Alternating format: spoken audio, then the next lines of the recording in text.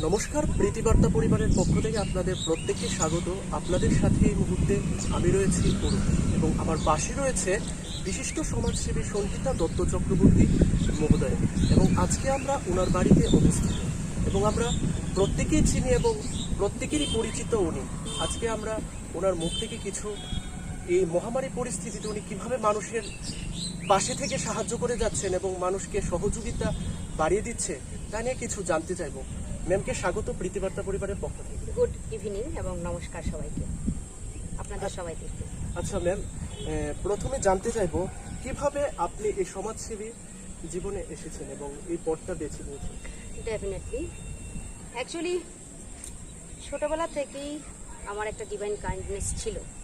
তার মধ্যে আমার মিউজিক যেটা সিঙ্গিং ফিল্ড সেটাই ছিল, কিন্তু মানে মেইন আমার অকুপেশন বেসিক্যালি। ওইটা নিয়ে আমি অনেক ডিগ্রি ফিগ্রি করেছি, অল ইন্ডিয়া রেডিওতে ছিলাম আমি।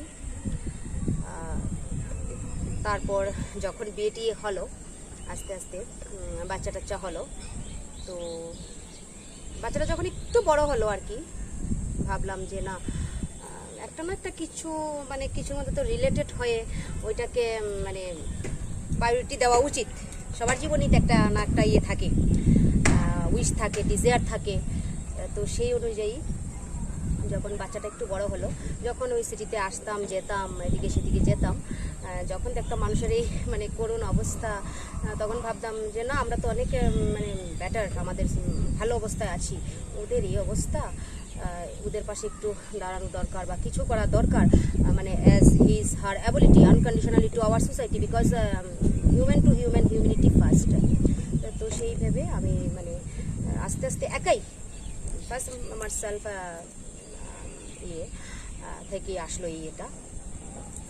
তখন একটু একটু করতাম, একজন দুইজন এরকম দেখতাম, যখন যাই পারি একটু গিয়ে স্পেন্ড করতাম তাদের সঙ্গে, মানে আলাদা একটা ডিভাইন ফিল হতো।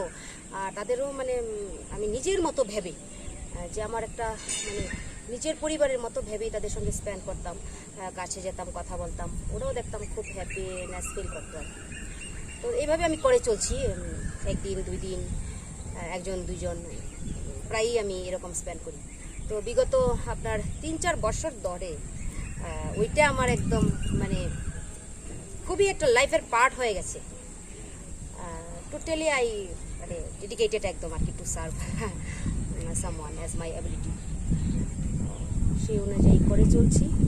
মাঝে মাঝে দুই একজন আসে, সবাইকে বলি যে আপনারা দেখেন, ফিজিক্যালি মেন্টালি ফিজিক্যালি সাপোর্টটাই বড় জিনিস, এবং সবাই যারই যতটুকু অ্যাবিলিটি আছে করা উচিত করেন, ওয়েলকাম। যখন আমরা একত্রে করব তখন অনেক অনেক ডেভেলপ হবে, অনেক সোসাইটির অনেক মানে ইয়ে হবে, প্লাস সেলফ স্যাটিসফ্যাকশন। তো এর মানুষকে ইন্সপায়ার মানে করতাম আর কি। তো কেউ আসুক না আসুক তার কিন্তু আমি মানে টোটালি আমি ডিপেন্ড না, কারণ আমি জানি এটা আমার লাইফের পার্ট, স্টিল লাইফ, আমার করতে হবে, আমি করে চলছি। তো মাঝে মাঝে আসে দু একজন আমার গাইজরা আসে, বেশ মানে ভালোই লাগে যখন আসে। আলাদা একটা স্ট্রেংথ, আলাদা একটা হ্যাপিনেস, এবং সবার মধ্যে একটা এতই মানে মেমোরিজ থাকে, যেটা মানে কি বলবো, মানে নেভার ফেড ওভার।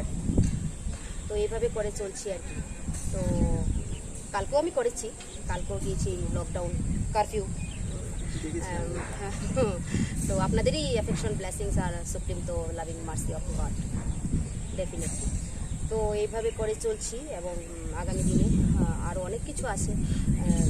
ন্যাশনাল বেসও আমার একটা কিছু করার প্রোগ্রাম করার ইচ্ছা আছে।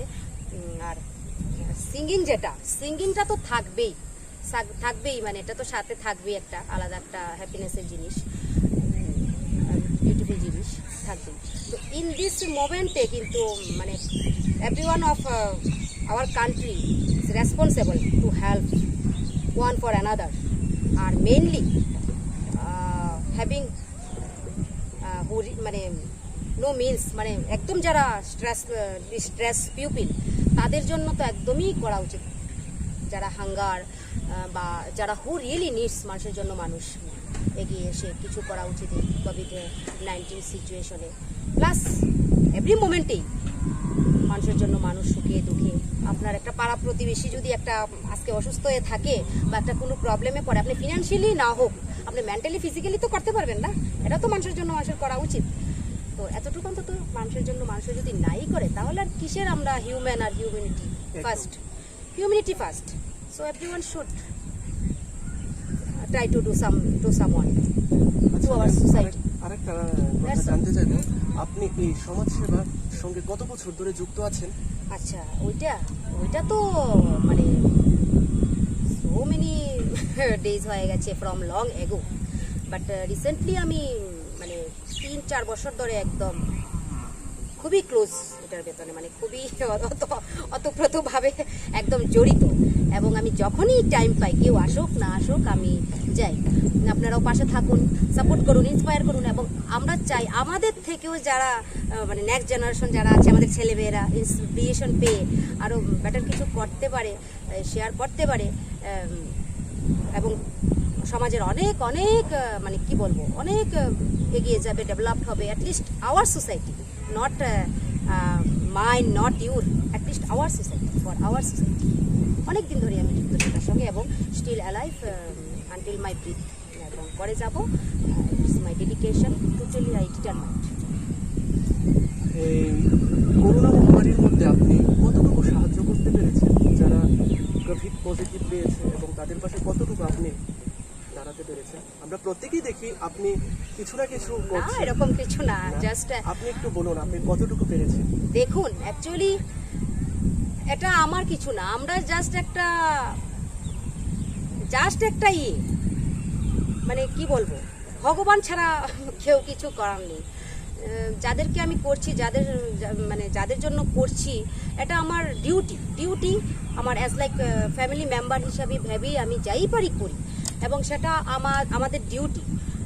সেটা এর থেকে নাথিং মোর দেন, এর থেকে বড় কিছুই না। হ্যাঁ, কোভিড-19 আমি গত বছর এই যে বৃদ্ধাশ্রম পঞ্চবটিতে একটা ক্যাম্প করিয়েছি, আমি মেডিকেল ক্যাম্প করিয়েছি, মেডিকেল হেলথ অ্যাওয়ারনেস ক্যাম্প করিয়েছি। আমি ডিসেম্বরে রিসেন্টলি আমি 2020-তে কলকাতা গিয়েছিলাম, সেখানেও আমি একটু সোশিয়াল ওয়ার্ক করেছি আমার অ্যাবিলিটি অনুযায়ী। তারপর এই কিছুদিন আগে আপনাদের যে কোভিড-19 এরিয়া, যেখানে যোগেন্দ্রনগর, তারপর আড়ালিয়া, সেখানে ভিজিট করলাম আমি আর অলোক বাবুকার আরেকজন সোশিয়াল ওয়ার্কার আছে। আমরা দুইজন গেলাম, গিয়ে উইদাউট এনি ফেয়ারিং গিয়ে আমরা ডাইরেক্টলি মিট করেছি, হয়তো একটু ডিস্টেন্স রেখেছি, মিট করেছি, কথা বলেছি, যাই পারি আমরা একটু স্পেন্ড করেছি। কারণ প্যানিক করে বসে থাকলে তো আর হবে না, এটার মধ্যে দিয়ে সেফলি ডিস্টেন্স মেনটেন করে মানে চলতে হবে আমাদের। করেছি এবং কন্টিনিউ আমি করছি, যতটুকুই পারি করছি। কালকে আমি গেলাম, তারপর আবার দেখি কবে দেখি আমাদের আবার একটু যাব, এবং আরেকটা মেডিকেল ক্যাম্প করার ইচ্ছা আছে। আপনাদের যদি এখন সহযোগিতা চাই, যদি আপনারা পাশে থাকুন, সাথে থাকুন, সবাই মিলে আমরা হয়তো কোঅপারেট করে সুন্দরভাবে একটা বিউটিফুল ডিফাইন প্রোগ্রাম করতে পারবো। এখন দেখি যদি বেঁচে থাকি, এই আর কি। আচ্ছা, আমরা তো দেখছি যে আপনি বিশিষ্ট সমাজসেবী এবং আপনি প্রতিনিয়তই কাজ করে যাচ্ছেন, কিন্তু তার পাশাপাশি কিন্তু আপনি খুব সঙ্গীত পরিবেশন করেন এবং অনেকগুলি জায়গাতে আপনি এইরকম প্রোগ্রাম করেছেন। আপনার এই সঙ্গীত জগতে আসার মেন কারণটা, এবং আপনি কিভাবে সঙ্গীত জগতে এসেছেন? একদিকে তো আপনি সমাজসেবী, অপরদিকে আপনি আবার এত সুন্দর আরেকটা উদ্যোগ, কিভাবে এটা আপনি করেছেন? সঙ্গীত তো একটা মানে খুবই বিউটিফুল জিনিস, ডিভাইন গড গিফট। হ্যাঁ, এটা থেকে মানে ডিপ্রেশন, স্যাড, দুঃখ অনেক দূরে থাকা যায়, এবং একটা এনি মোমেন্টে এটা একটা মানে সবার জন্য একটা সুন্দর জিনিস।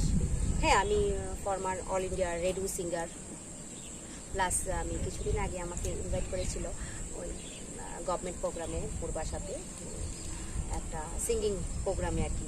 তো সেখানেও আমি পার্টিসিপেট পারফর্ম করলাম, যাই পারি একটু। এখন আমার প্রফেশনালি না, আগে প্রফেশনালি আমি ছিলাম, এটাই আমার মেন ছিল। কিন্তু তো এখন জাস্ট আমি হ্যাপিনেসের জন্য করি, আর সবাইকে একটু হ্যাপি দেখার জন্য করি, একটু স্মাইল তো করি।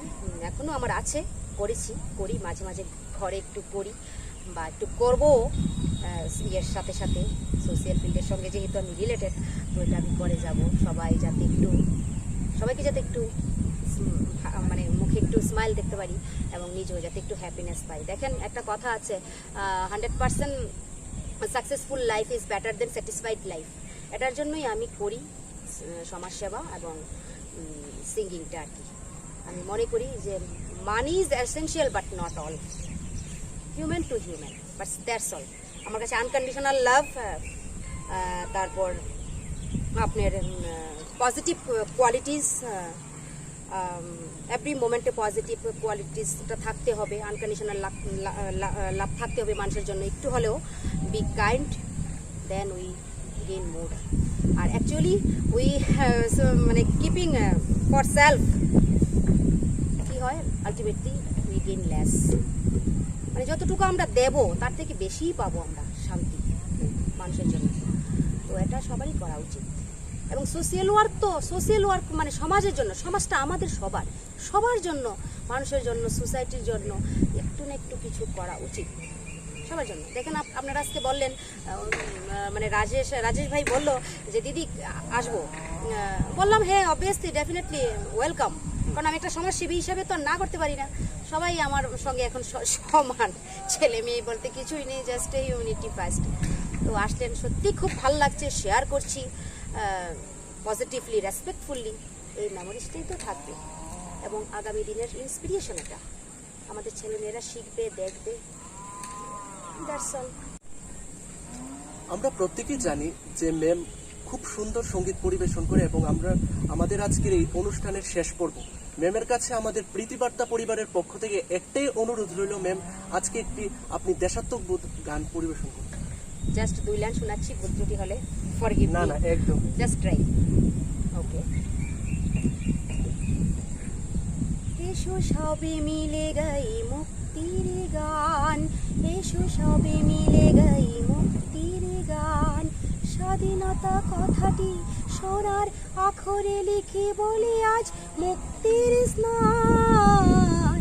এসো সবে মিলে গাই মুক্তির গান, এসো সবে মিলে গাই মুক্তির গান।